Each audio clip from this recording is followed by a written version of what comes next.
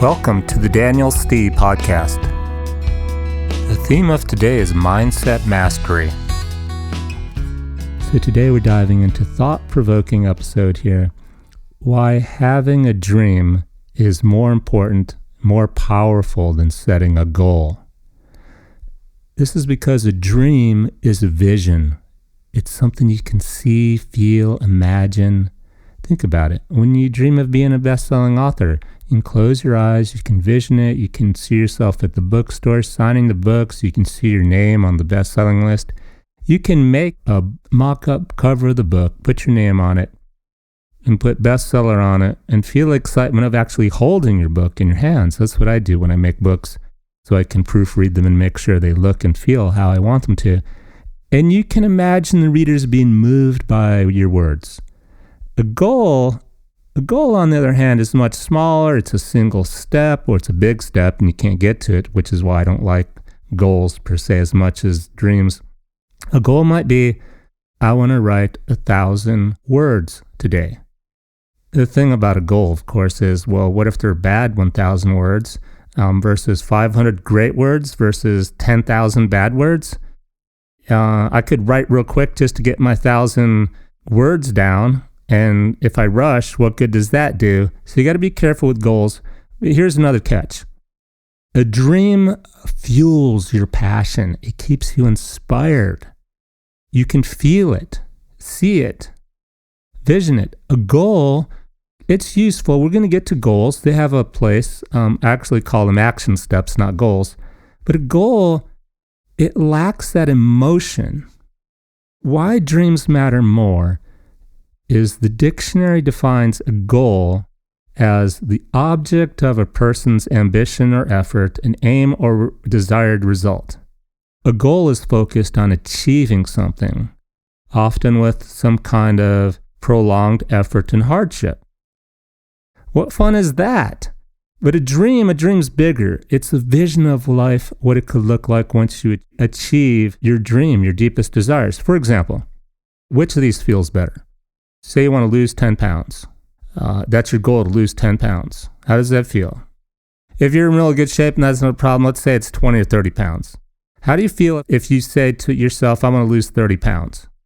Now imagine instead you dream and see yourself feeling confident and great, walking on the beach with your shirt off or wearing your bikini, enjoying the sun and the attention. Which of those feels better? These are just goals. We're going to get to action steps. You need action steps to lose the 10 pounds. But if you put the goal down to lose 10 pounds versus the goal of I'm feeling confident walking on the beach, enjoying the sun, and, people think I'm in great shape, which one of those you want your goal to be?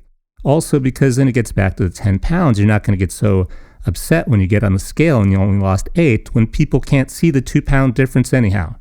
Another example, how does it feel if you say my goal is to pay off my debt?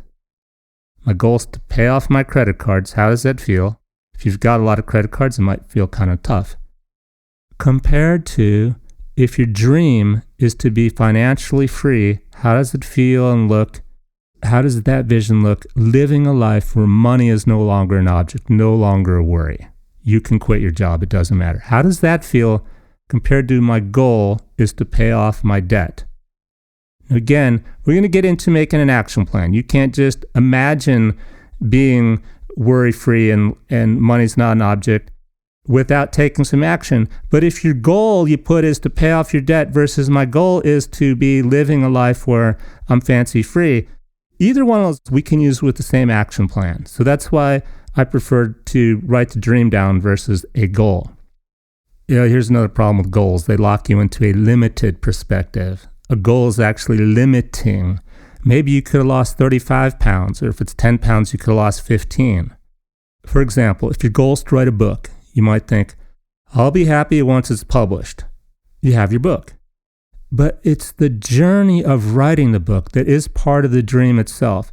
It's about waking up every day, doing what you love to do, pouring your heart onto the page, and living the life of a writer.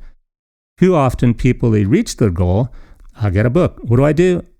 I'm guilty of this. I'm like, well, I'll write another book. That's what I do. Else you feel empty, you stop dreaming. Rock stars are a good example. Many will tell you the most exciting part of their career wasn't after they become famous. It's the early days and the time right before they broke big.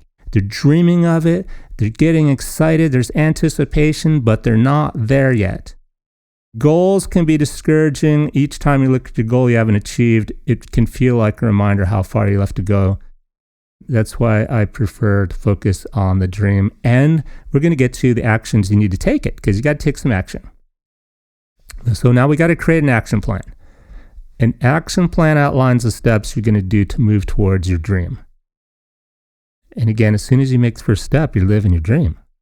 So think of the rock band before they're famous. They're already living the dream. The moment they play their first gig, write their first song, they're not waiting for the big break. They're living it. The secret to success is to forget about the goals and focus on the dream, your vision of what life looks like when you're living who you want to be, doing what you want to do. Back to creating the action plan, the steps to get to that dream, and to remind yourself daily that every step is actually part of your dream. If you dream of financial freedom, don't get stuck on the numbers. These are like goals, like paying off your credit card. Focus on the lifestyle you want to create. If you dream of being healthier, don't obsess on the number on the scale. Envision the energy and confidence you feel when you're doing what you do once you lost some weight. Dreams inspire you. They keep you moving. So here's my challenge for you. Think of your dream, the bigger vision you're working towards. Once you have it, create an action plan. Action plan must contain the first step. That's the minimum. And it can have more than one step, but you really only need to know the first step to take. You think about the second and the third one, but you got to be flexible, because what if something all of a sudden a publisher asks you to send him a book proposal and you were set on, I've got an action plan to be self-published and I'm going to use CreateSpace with Amazon or Ingram Spark, and all of a sudden you got to be flexible, but you have to know the first step, which might be, well, maybe I should write the first chapter. Maybe I should make an outline. And maybe I need a desk in the corner to write with. But some things you don't really need either. Take making a movie. Some people think, well, I need a high definition camera and this or that. I'm speaking, of course, before your cell phone had a high definition camera. No, you could have used your VCR. This is what Sylvester Stallone did before he was famous. He made movies. He made one of his first movies with his brother and his dad, because that's who could get to be actors. There was no sound in the movie. Well, how could there be no sound in the movie?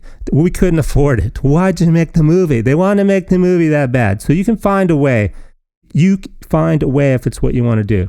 If you need help with that, reach out to me. I love to coach people one-on-one on how to get started, the first step to take, because I'm an engineer. I'll break it down. You just got to tell me what your dream is, and we can make it happen. Write your action plan, and then number 2, take the first step. And remind yourself when you do that, you're already living your dream. It's not about a goal, it's about the dream. Thanks for listening.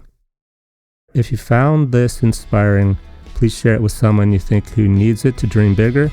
And please subscribe for more insights on living the life you've imagined. We've got some more episodes coming up.